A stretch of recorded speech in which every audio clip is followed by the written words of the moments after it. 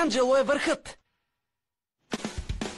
Добре, ученици, сега да се разделим на групи от по трима за годишния проект върху научния метод. Хубавото на груповите проекти е, че не мога да се проваля. Не и когато един от моята група е самият господин наука. Шарут! Ти и ти сте в група А. Какво? Господине, обикновено съм с Лола и Анджело. Ти и ти ще сте в група Б. Манети? Направете път на науката. Супер готино! С нас е самия господин наука. Да, лесна шестица. Не, че не ви харесвам, но винаги съм с Анджело и Лола. Ти, група В. Извинете, господин Фуд. Какво, Анджело? Този начин на разпределение изглежда нечестен. Не мислите ли? Не, ти, група Г. Не може ли поне да се разменяме между групите? Не, нещо повече. Всеки ученик от групата трябва да допринесе за проекта или или пише на групата двойка. Шегувате ли се? А ако се провалим? Цяла седмица ще оставате в обедната почивка за поправка. Това няма да стане. Не, ще стане, ако не измислим проект, в който Манети да участва. Да, аз победих себе си! Ако използваме научния метод... Да, както ни научи Фуд, нашият проект да променим лошия Манети в добър Манети с научния метод. Ха-ха, ти бълнуваш. Сериозен съм.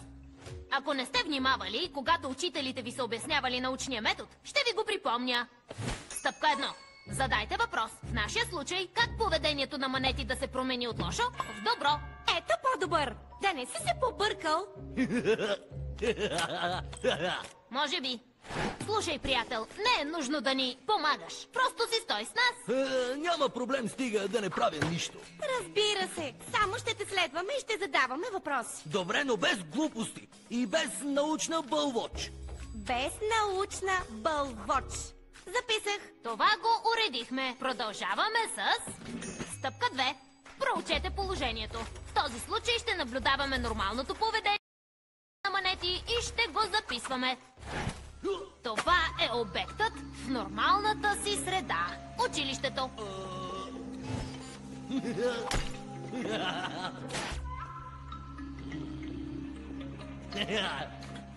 Учените биха нарекли този метод на хранене паша.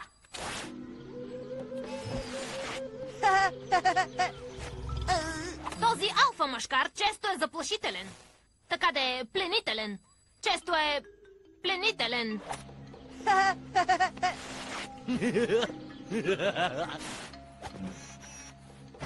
Манети, дай ми домашното. Чупката с каридо. Заемането на идеи е основна човешка черта, а бягството е фундаментална животинска черта, типична за нас бозайниците.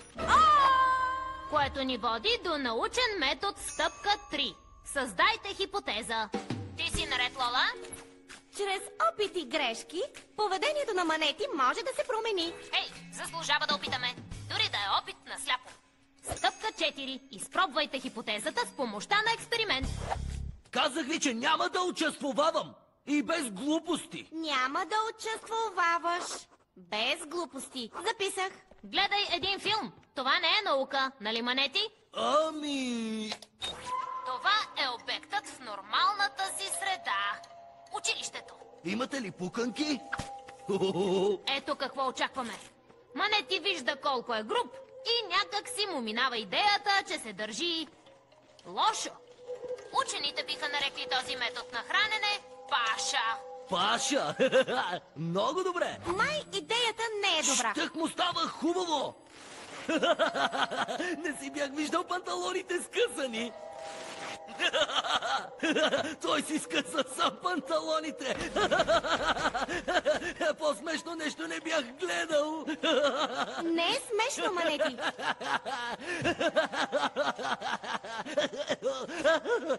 Не мога да дишам. Хайде, Манети, трябва да бъдеш по-мил с хората. Добре, срамът и вината не действат. да опитаме друг подход. Какъв? Гадаличкане? Ще го награждаваме за добро поведение. Забравете какво казах за глупостите. Вие сте много забавни. Какво ще стане, ако я изхвърля?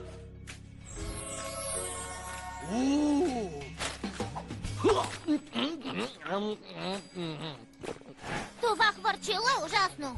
Хайде, помогни му. Взех хвърчилото, вижте! Може да се нарече помощ.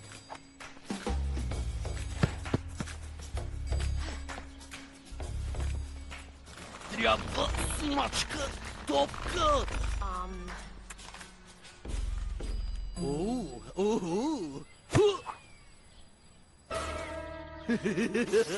Ей, това е моят стикер!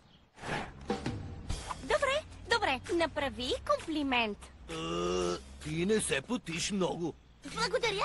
Може би можеш леко да усъвършенстваш техниката си. Но пак ще ти дам балон. Изглеждаш по-добре от вчера. Колко мило, като че ли. Манети, това беше грубо. Пукането на балони е готино. Да опитаме нещо малко по-лесно. А? Сигурно никога не си казвал съжалявам. Хайде, да опитаме сега. Готови? Започвай. Съжалявам, че си глупав. Съжалявам, че си грозен. Съжалявам, че развинтих капачките на всички солници в столовата. Май се шегуваш. Изглежда, че има напредък. Как мислиш, професор Анджело? Да, доктор Лола. Той реагира положително на стимулите. Разпознавам доброто от лошото. Лошото е по-забавно. Какво? Стимули ли каза? Я, чакайте. Това е научна бълвоч. Струва ми се, че сме замърсили мострата. Вече мисли. Добре, 4 думи. Проектът е за утре. 3 думи. Да го хипнотизираме. 100% изпитано. Вярваш на всичко, което кажа. Всичко.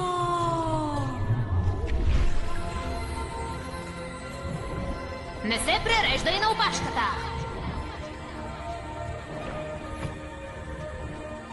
Отваряй вратата на съучениците си. Позволете ми. Благодаря. Колко си галантен. Винаги казвай моля. Наука. Без научна бълвоч. Трябва да смачкам топката. Фу, фу. Пукането на балони е готино. Ти вълнуваш. Моля те... Този сън се превърна в кошмар.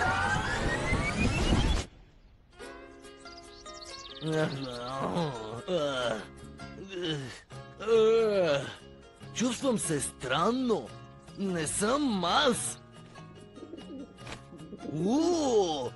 Ще отида у нас да поспя. Всъщност, не се чувствам много уморен.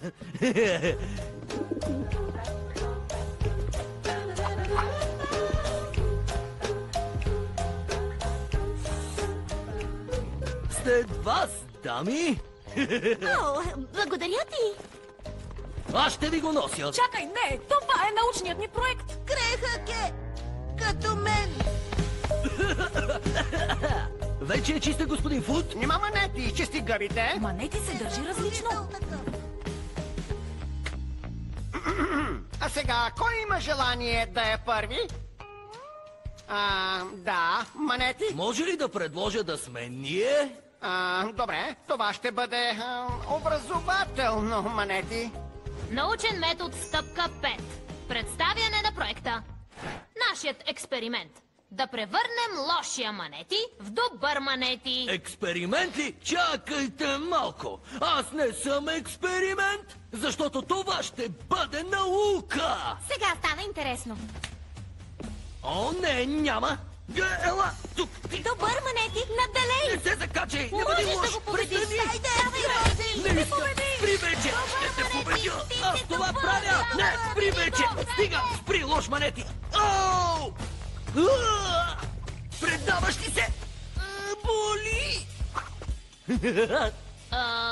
Кой спечели? Пак победих себе си! Лошият Манети е победител! Това определено беше интересно, група Б. И макар научната хипотеза да не издържа, всички участвахте в проекта и затова всички минавате успешно. Измъкнахме се научно! О, да! Този епизод ви хареса. Най-добрият Анджело е върхът до сега!